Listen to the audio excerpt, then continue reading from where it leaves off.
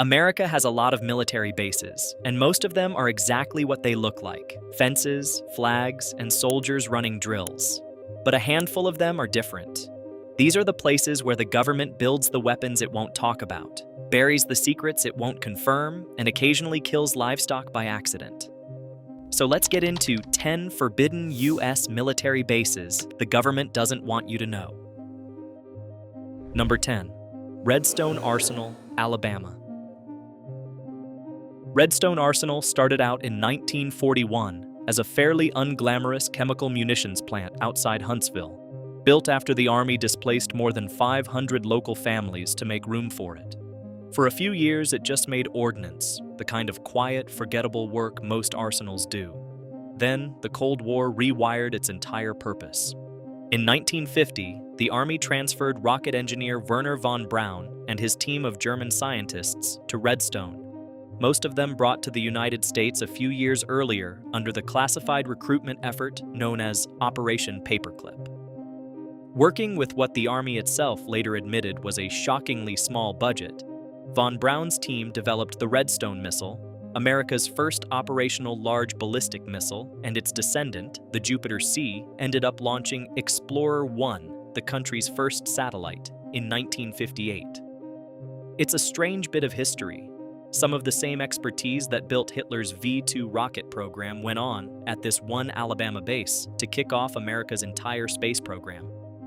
The Army made the arrangement official in 1956, folding von Braun's group into a new organization called the Army Ballistic Missile Agency, with von Braun himself serving as technical director. In one of the stranger footnotes of the Cold War, von Braun also spent part of the 1950s moonlighting as a technical consultant for Walt Disney, helping produce a series of television specials about space travel while continuing his classified missile work back in Huntsville during the week. By April 1955, 103 of the German-born scientists and their families had become naturalized American citizens in a single ceremony at a local high school, a strange bit of small-town Alabama history for a group that had arrived in the country a decade earlier as literal prisoners of war. Redstone has since evolved into one of the most sensitive missile development and cybersecurity hubs in the country, now home to the Army's Missile Command, part of NASA's Marshall Space Flight Center, and, in recent years, an expanding roster of federal law enforcement and intelligence tenants who don't advertise what exactly they're working on behind Redstone's perimeter fence. The base's original 1941 footprint covered roughly 40,000 acres along the Tennessee River, chosen partly because a local congressman lobbied hard to bring the wartime chemical plant to his own district. What started as ammunition production has since folded in so many additional missions, from missile guidance systems to space hardware to cyber operations, that Redstone today functions less like a single military base and more like a small, heavily fenced-off city built entirely around keeping America's weapons programs a step ahead of everyone else's. Number 9. Fort Meade, Maryland. Fort Meade looks from the outside like an ordinary sprawling Army post between Washington and Baltimore. It is not ordinary. Somewhere inside its perimeter sits the headquarters of the National Security Agency, the country's largest and most secretive intelligence agency, employing somewhere between 30,000 and 40,000 people on a classified budget the government won't publish, working out of twin high-rise towers dedicated by Ronald Reagan in 1986. Getting anywhere near the NSA's buildings requires cleared credentials, and the security rules go well beyond a simple gate check. Visitors are barred from using cell phones within 50 feet of any NSA structure, and even authorized construction crews have to coordinate weeks in advance before they're allowed to dig anywhere near the security fence line. The agency has occasionally reminded the public just how seriously it takes that perimeter. In 2015, 2 men tried to ram a stolen SUV through the NSA's gate, and one of them was shot and killed by security personnel before they got anywhere close to the buildings. Fort Meade's reputation for secrecy got a very public test in 2013 when an NSA contractor working out of a Hawaii satellite facility named Edward Snowden leaked a mountain of classified documents describing the agency's global surveillance programs, instantly turning Fort Meade from a place most Americans couldn't locate on a map into a household name. The NSA's footprint at Fort Meade extends well beyond the two visible towers. Officials have said the complex includes an estimated 10 acres of underground space. And while the agency guards the details of its technical infrastructure as a matter of national security, it's widely believed to house some of the most powerful computing systems in the world, used to process and analyze intercepted communications from around the globe. The agency is also, by a wide margin, the largest employer of mathematicians in the country, a fact that sounds almost mundane next to everything else going on inside the fence, but says a lot about what actually keeps an intelligence agency this size running day to day. Fort Meade itself predates the NSA by decades, having started out as an army training camp during the First World War, long before anyone had heard of signals intelligence. Today, the wider post is technically a closed installation, meaning gate hours, access points, and security postures can all shift without notice depending on the current threat level, a level of flexibility most Army bases simply don't need, but that Fort Meade treats as standard operating procedure. Number 8. Naval Base Kitsap, Bangor, Washington. 20 miles from downtown Seattle, tucked along the shore of Hood Canal, sits the largest concentration of deployed nuclear weapons in the entire United States. Naval Base Kitsap, Bangor is home port to 8 Ohio-class submarines, each one capable of carrying Trident II ballistic missiles, and researchers estimate the base and its submarines together store somewhere in the range of 700 to 1,300 nuclear warheads at any given time, depending on the year and the count you're using. The heart of the operation is the Strategic Weapons Facility Pacific, an underground storage and assembly complex where Trident missiles and their warheads are maintained, at a cost of close to $300 million just for its most recent expansion. The Navy doesn't publish exact inventory numbers, but analysts have calculated that the combined explosive yield stored at Bangor is equivalent to well over 10,000 Hiroshima-sized bombs, sitting quietly less than an hour's drive from a major American city. Security here isn't theoretical. In November 2009, 5 peace activists, including an 82-year-old Catholic priest, actually managed to cut through 2 fences and reach an area close to where the warheads are stored before being caught. An incident that forced the Navy to rethink perimeter security and, more recently, invest millions more in armored patrol vehicles around the base. The base's footprint isn't limited to submarines and missiles either. Naval Base Kitsap is a roughly 12,000-acre complex that also includes an undersea warfare testing center, the home port for aircraft carriers, and one of the Navy's largest shipyards, all supporting close to 15,000 active-duty sailors and Marines stationed across the Kitsap Peninsula. In recent years, the base has also had to contend with a much more down-to-earth kind of controversy after the Navy acknowledged in 2020 that decades of using certain firefighting foam on the base had contaminated groundwater in nearby neighborhoods, prompting testing and bottled water deliveries for residents living just outside the fence line. Number 7. Naval Air Weapons Station, China Lake, California. China Lake occupies more than 1.1 million acres of the Mojave Desert, making it the single largest piece of land the U.S. Navy owns anywhere in the world, representing something like 85% of all the acreage the Navy uses for weapons research and testing. To put that in perspective, the base alone covers more ground than the entire state of Rhode Island, and roughly 95% of it has never been developed at all, just empty desert reserved for things blowing up in it. The site started in 1943 as a joint venture between the Navy and Caltech, who needed somewhere remote enough to test rockets without drawing attention. During World War II, it quietly supported the Manhattan Project through a classified research effort called Project Camel, testing high-explosive components used in the implosion mechanism of the first atomic bombs. Since then, nearly every major munition in the American arsenal has been tested somewhere on China Lake's ranges.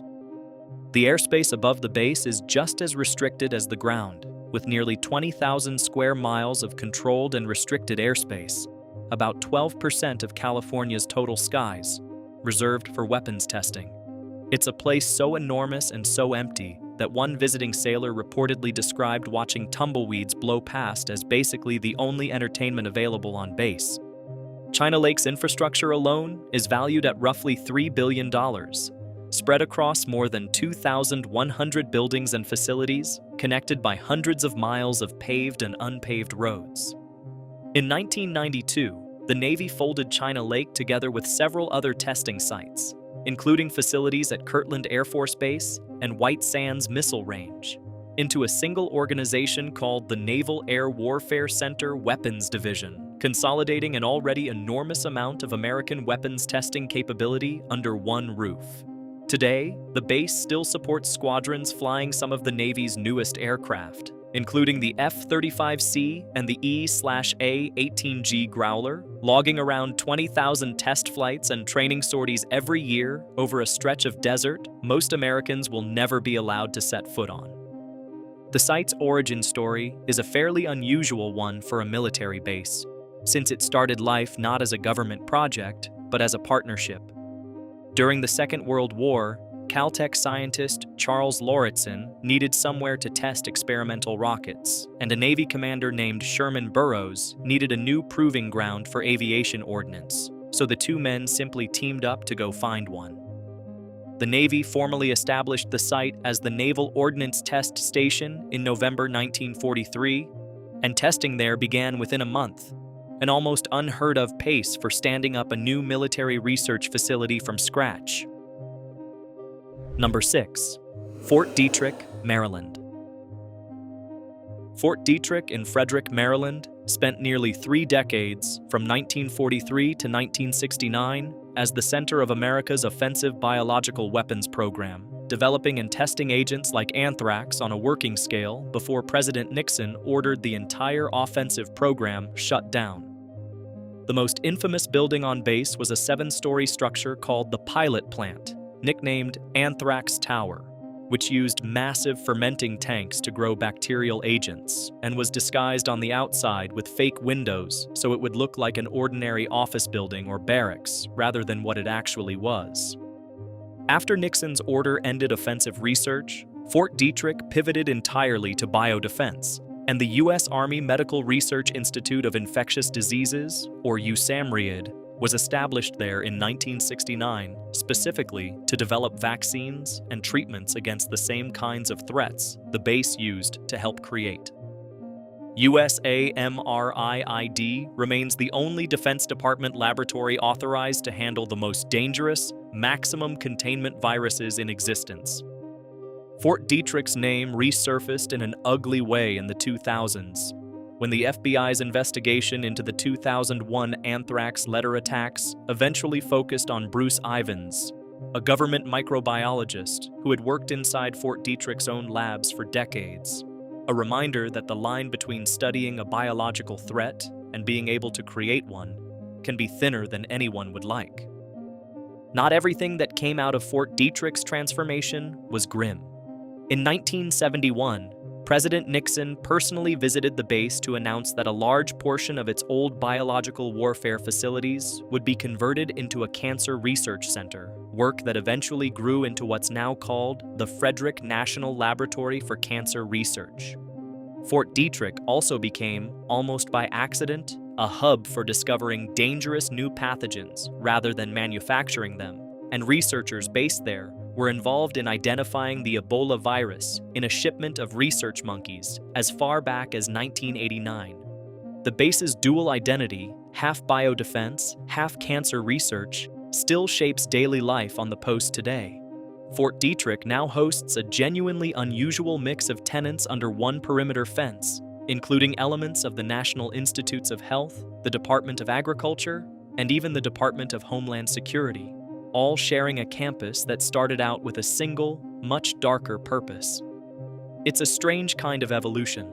A base built to weaponize disease ended up becoming one of the country's most important places for fighting it instead. Number 5. Cheyenne Mountain Complex, Colorado.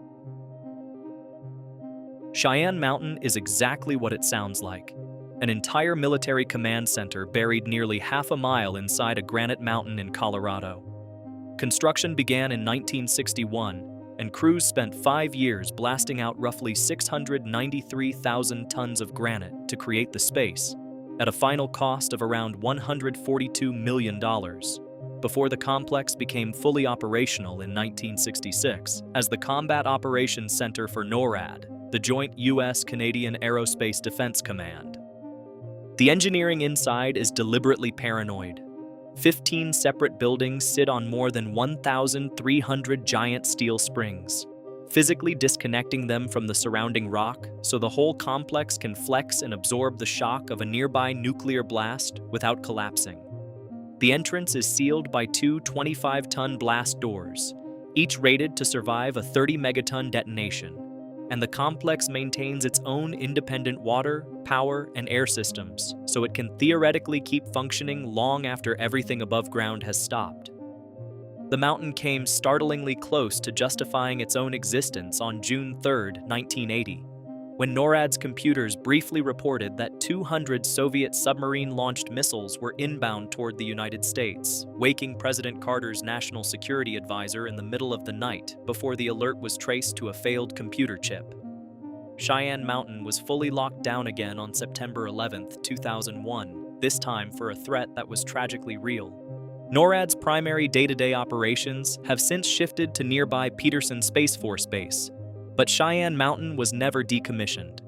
Instead, it was redesignated an alternate command center, kept on what officials describe as warm standby, meaning the facility can be brought back up to full operational status within hours if it's ever needed.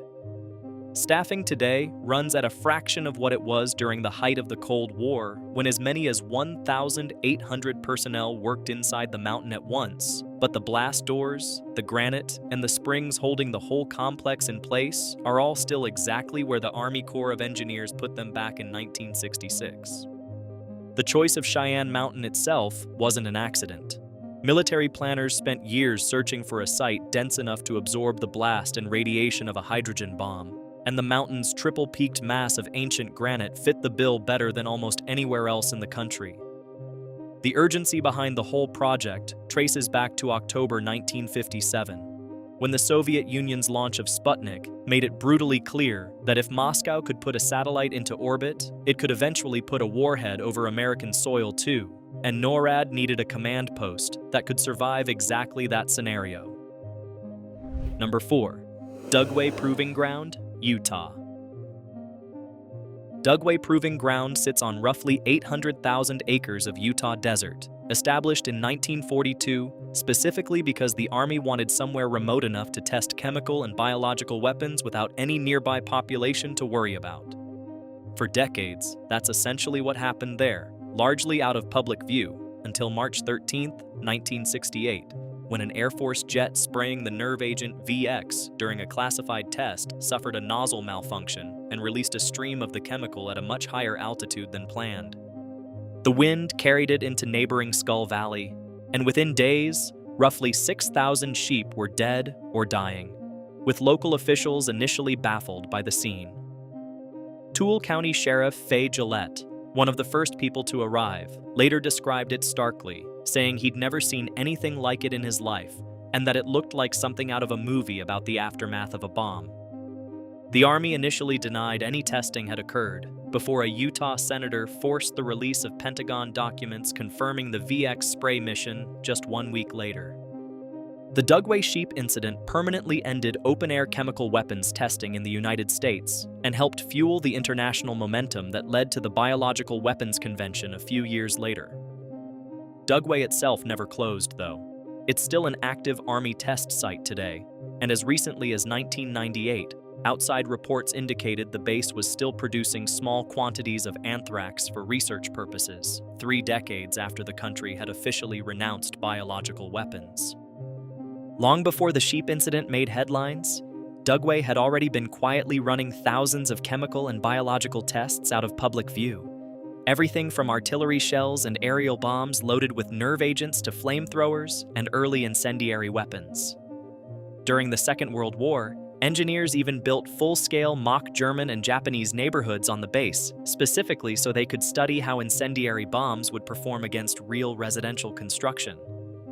That same appetite for large-scale, realistic testing is part of why Dugway, sitting adjacent to the equally enormous Utah Test and Training Range, still forms one of the biggest blocks of restricted overland airspace anywhere in the country. Number 3, Camp Peary, Virginia. Officially, Camp Peary near Williamsburg, Virginia is described by the Department of Defense as an armed forces experimental training activity, a label vague enough to mean almost nothing. Unofficially, and about as widely known as an open secret can be, Camp Peary is the farm, the CIA's primary training ground for new clandestine officers, a fact the US government has never formally acknowledged in 70-plus years of operation. The base covers over 9,000 acres, most of it closed to the public since 1951, and visitors on official business are escorted at all times. A 5,000-foot runway on the property has reportedly been used over the years by aircraft tied to CIA front companies. And former officers who've spoken about their training there describe courses in surveillance, dead drops, and, decades ago, mock interrogation exercises that included sleep deprivation and staged executions as training scenarios, at least according to one instructor who described it to a journalist as the agency's premier course at the time. In 1972, a local Virginia newspaper reported that CIA officers were being trained as assassins at Camp Peary, a claim the agency flatly denied, insisting none of its people had ever been trained or used that way. Whatever actually happens behind the fence today, the government's official position remains exactly what it's always been. This facility doesn't officially exist, even though everyone in the area can point to it on a map. Camp Peary isn't operating alone either. It has a sister site known as The Point, located at Harvey Point in Hartford, North Carolina, believed to handle its own share of specialized CIA training. Locals who live near Camp Peary have described a strange kind of routine familiarity with the place. The occasional distant bursts of gunfire, unmarked black SUVs passing through the gate, and a general understanding that asking questions rarely gets you anywhere. One longtime area resident summed up the general mood simply by saying that everyone around there has asked the obvious questions over the years, and nobody has ever managed to get a straight answer. The land itself has a longer history than its CYA reputation suggests. Camp Peary started out in 1942 as a training camp for Navy Seabees during the Second World War, and briefly held German prisoners of war before the site was handed over for its current, far more secretive purpose sometime after the war ended.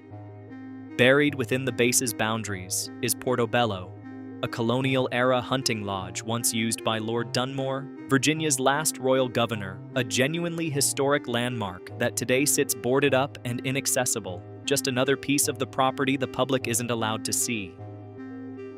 Number 2, White Sands Missile Range, New Mexico. White Sands Missile Range covers nearly 3,200 square miles of southern New Mexico desert, making it, by a wide margin, the largest military installation in the entire United States, big enough to swallow parts of 5 different counties. It was established in 1945 as the nation's first dedicated overland missile testing range, and within days of opening, it hosted an event that changed the course of human history. On July 16, 1945, the world's first atomic bomb was detonated at the range's Trinity site, an event now marked as a National Historic Landmark that the Army opens to the public exactly 1 day a year and only under close supervision. In the years right after the war, captured German V-2 rocket components were shipped to White Sands and test-fired dozens of times, helping lay the technical groundwork for America's early missile and space programs before that same expertise and some of the same scientists eventually moved on to places like Redstone Arsenal. Today, White Sands remains the Pentagon's premier open-air testing ground for missiles, directed energy weapons, and next-generation air and missile defense systems. And access to most of the range is restricted to military and Department of Defense personnel, with a couple of gates open only to visitors who've been sponsored and cleared well in advance. White Sands' relationship with the space program didn't end with the V-2 program either. In 1982, the range served as a landing site for the Space Shuttle Columbia, the only time NASA ever used White Sands for that purpose instead of its usual runways in California and Florida. after weather closed out the other options. Between the Trinity test, the V2 launches, and decades of missile and space work since, White Sands has quietly played a role in nearly every major chapter of American military and aerospace history, all from a stretch of desert most of the country has never had any reason to think about. Before any of that, the land itself was working ranch land. In December 1941, just as the country entered World War II, the government canceled grazing leases across the area to establish what was then called the Alamogordo Bombing and Gunnery Range, forcing local ranching families off land some of them had worked for generations. That same patch of desert was later chosen for the Trinity test specifically because it already belonged to the military and was considered remote enough to keep the world's first nuclear detonation a secret, at least for a little while. Today, alongside the neighboring 600,000-acre McGregor Range at Fort Bliss, White Sands and its sister ranges form one continuous, uninterrupted stretch of restricted military land spanning parts of 2 states. Number 1, Area 51, Nevada. No list like this one ends anywhere else. Area 51 sits inside Nevada's vast test and training range near a dry lake bed called Groom Lake, and its origin story starts in April 1955, when a small group of CIA and Lockheed officials flew over the Nevada desert looking for somewhere remote enough to secretly test a radical new spy plane called the U-2. They found an old airstrip near Groom Lake, and President Eisenhower personally approved adding the land to the government's existing Nevada test site. For nearly 6 decades afterward, the US government wouldn't even confirm the base existed, despite the fact that its outline was clearly visible on satellite photos, and former employees weren't even permitted to say the words Area 51 out loud. That finally changed in 2013, when the CIA declassified an internal history of the U-2 program that named the site directly and placed it on a map, confirming decades of testing that included not just the U-2, but the Mach 3 SR-71 Blackbird, early stealth aircraft, and captured Soviet fighter jets quietly flown and studied there during the Cold War. None of that history involves aliens, but that hasn't stopped the base from becoming the single most famous secret installation on the planet. In the summer of 2019, a joke Facebook event calling for a mass raid on the base so participants could supposedly see them aliens drew millions of online signups and enough serious federal attention that agencies quietly discussed deadly force countermeasures beforehand. In the end, only a few hundred people actually showed up near the gates. Nobody got past the fence, and the government, once again, said nothing at all. The base picked up its early nicknames almost by accident. Lockheed's chief engineer, hoping to make the remote assignment sound a little more appealing to his workers, started calling it Paradise Ranch, which eventually got shortened to just The Ranch, while a separate paved runway built to handle rainy season flooding earned the name Watertown Strip. Officially, the site is still listed today as Homey Airport, and it remains administered under the sprawling Nevada Test and Training Range, run out of nearby Nellis Air Force Base. In 2017, a fatal aircraft crash at the site killed a U.S. Air Force pilot. Though as usual, the government released almost no details about what exactly the aircraft involved was, keeping the base's decades-long tradition of saying as little as possible fully intact. 10 bases, guarded by granite mountains, armed patrols, blast doors, and decades of official silence, and every single one of them proves the same point. The most secure place in America isn't always the one with the biggest fence. It's the one the government simply refuses to talk about. From a mountain that can survive a nuclear strike to a desert town that still won't officially exist, the common thread running through all 10 of these is the same. Silence itself is treated as a layer of defense. If you enjoyed this one, hit like, subscribe for more of these, and let me know in the comments which of these bases you'd want to see inside of.